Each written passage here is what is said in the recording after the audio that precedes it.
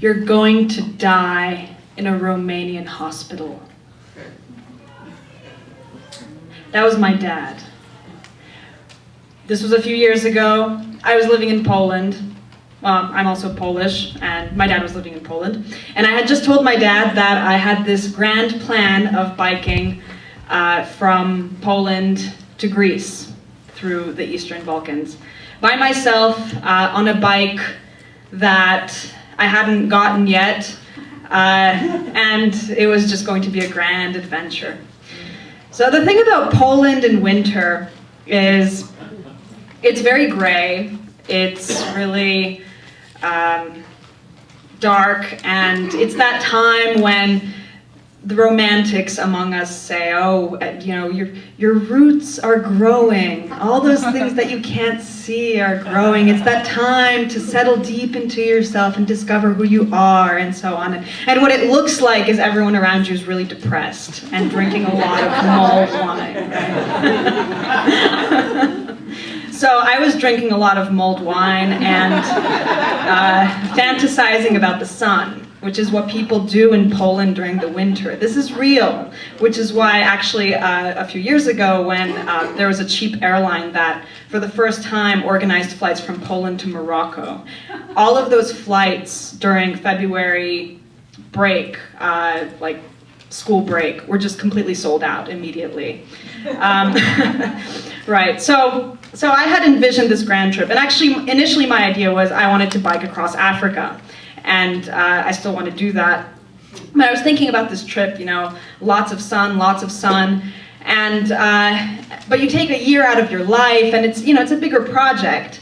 So a friend of mine mentioned Greece sometime, and suddenly I transposed my bike fantasy to biking to Greece, where I hear also there's a lot of sun. So yeah, I figured that was a good idea. So I got this bike. I went on Gumtree, which is a Polish Craigslist, and I found this guy who was selling a bike for, it was like $100, and I wrote him, and we got together, and it turned out that this was a bike that he had actually bought for for a woman who he hoped he would marry, and that it was supposed to be an engagement gift. And when I saw it, it was all in cobwebs in this closet, and it was really tragic. He opens the door, he says, "Yes, I was going to give it to her the day that I proposed. So how much will you give me?"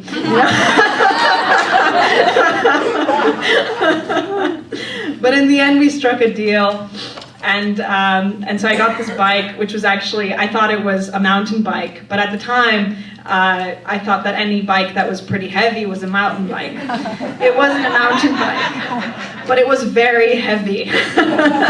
Which when you have, you know, a tent and a sleeping bag and your packs and whatever, it makes a big difference, right? So then I thought, and my dad kept on telling me I was going to die in this Romanian hospital, but I kept on telling him that doesn't make any sense because I'm not biking through Romania. If you look at a map, I was actually biking through Hungary, Serbia, and Macedonia, but I was really far away from Romania. I thought this would convince him, but not so much. So then, you know, I thought about the timing, and the thing is, it was really rainy in Poland, and to get out of Kraków, where I was living, I would have to bike across all these mountains, and so I thought, you know, I'm going to take a train to Hungary, and then I'm going to bike from Hungary, so I can take more time in Serbia because there are mountains there, and I went to the train station, and I bought this ticket to go to Budapest, and the woman says, "Well, what are you going to have with you? Are you taking any luggage with you?" I said, "Yeah, I'm taking a bike." And she said, "Well, this is a problem." I said, "Why?" She said, "Well, you know, the train to Budapest is the only train that does not allow any kind of bike on it. There's no option. There are just no trains to Budapest that can carry bikes." Evidently, for those of you who know Hungary well, bikers among you who know Hungary well, this is a thing. This is something that people who bike through Hungary or have bikes in Hungary know about, is that it's very difficult, and actually people on trains, when they see bikes, they get very upset, and you have to do a lot of financial padding to make it work. So I said, well, is there any way I can take this bike? And this woman said, well, you can, if you wrap it, if you pack it up, you can take this this bike. And I took her literally. I went back home to my friends. My friends were awesome and really supportive. And they were like, well, what did she say? And I said, well, I have to wrap the bike up. And they said, that's no problem. So my friends took a bunch of newspapers and they wrapped up the bike. At which point it looked like a bike wrapped up in newspaper.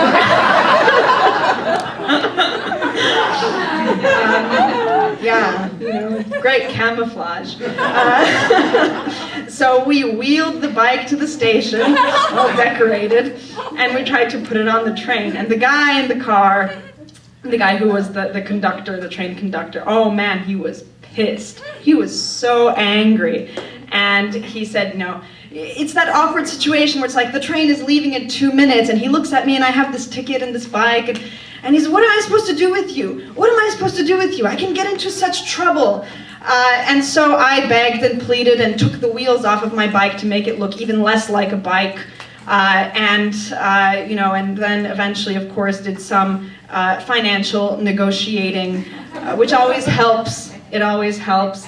And so in this way, I got the bike from Krakow to Budapest. And then I started my adventure. And the biking, if you've been on a long distance bike ride, then you know that it's a very meditative process. It's actually really wonderful. A lot of unexpected things happen, but generally kind of the pedal pushing part, you get into it, it's kind of like, it's like music. It's like listening to music. You know, your brain kind of shuts off and you enter this flow, and then things happen like storms and mud and not having a place to sleep, and you know, and those kind of events in this very beautiful process. So in this way, I biked through. I ended up going through eastern Serbia, through the Serbian mountains, and it was a really, really, really beautiful trip. I visited several abandoned or nearly abandoned villages in those mountains where you have monastirs, which are the monasteries of the Serbian Orthodox monks who all have these very, very long beards and are very jubilant when they do laundry. That's something I noticed. They sing a lot. It's underwear kind of singing. And it's just a place where people are themselves, and nothing bad happened to me generally. I mean, it was a really great trip. I met a lot of interesting people, and I loved Serbia. And then I biked through. I got to Macedonia. And Macedonia is a very interesting country because Macedonia, well, among other reasons, it's a place where there are a lot of ancient sites, like a lot of places where, you know, Athena and Ares had a fight, you know, here, and then here, you know, Artemis was running through this forest right here, you know, and that hunter saw her, and things like that. I mean, it's part of the ancient world. It's not Greece, even though Macedonia claims it's Greece, and Greece claims that Macedonia is actually Greek. And so actually you have a welcome to Macedonia when you enter Macedonia sign, and then when you enter Greece, you have another sign that says welcome to Macedonia. It's really funny. But anyways, I was biking through Macedonia. It was one of those days when it got really windy. And it got so windy that at this point I was in first gear. It was like the slowest that I could go, as if I was going way uphill, and I was still going super slowly, and it was really gray. It started to rain a little bit, and I was in this landscape. There were all these hills, and I was on an old highway, which means there was nobody on this highway. The new highway was a little bit more to my right, a little further out, surrounded by these hills. It was gorgeous. And I got really tired because obviously the wind was pushing me and so on. So I stopped under this bridge, and I was eating some watermelons. It was watermelon season. There were watermelons all over the roads.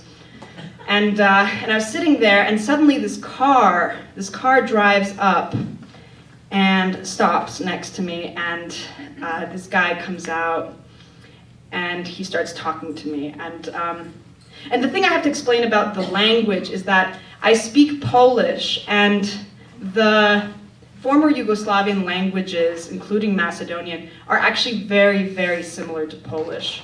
So a lot of people didn't speak English, but it was easier to understand each other. In this case, I pretended I didn't understand a lot of things. So this guy, he says, "Oh, are you alone?" And I said, "No, my company of fellows is, further over there," right? Nobody goes for that. The whole "Oh yes, I'm married, my husband is around the corner." Nobody goes for that anymore. So, single women, we need to make up a new story. And he says, "Oh, okay, and you're biking?" And I say, "Yeah, I'm biking." And I started packing up quickly, and I'm out of here, and and I started biking away, and he just kind of looked after me, and I'm biking. And at some point, I get this eerie feeling, and I turn around, just kind of glance back as I'm really biking. I've never biked so slow in my life. It's almost an art. How slow can you go? And I look behind me, and that same car is following me. Yeah. And I was kind of creeped out, and I started thinking, if I jump off my bike here, how far will I have to run to get to the new highway? There was a fence there. I'd have to jump the fence. Can I jump the fence? It's pretty tall. What if he has a gun? All these things started flashing through my mind. And I slowed down, and I was thinking about this when he drove up and he stopped next to me, and he quickly got out of this car and he got up in front of me. Again, I was biking very slowly. And he stops me and he asks me for my ID. He has this, a coat that may have been an official coat 20 years ago, and a badge that you may have bought at a Macedonian 99-cent store. Really, you could go either way. How official is this? It was very difficult for me to tell, and I tried to ask him, but he ignored all of my questions. He just asked me for my ID.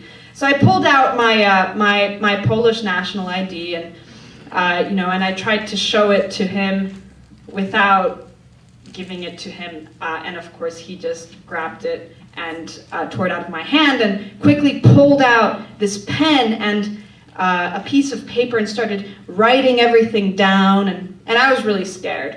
And I was thinking, well, this isn't Romania, right? So how bad can it be? But but it felt pretty bad. And he tells me, he's like, "Oh, so you're biking alone."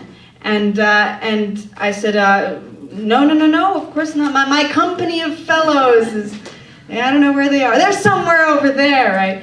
And he says, "Okay, well, and you're biking to Greece." And I said, yeah, we're biking to Greece. And he looks at me and he starts laughing. And he does this.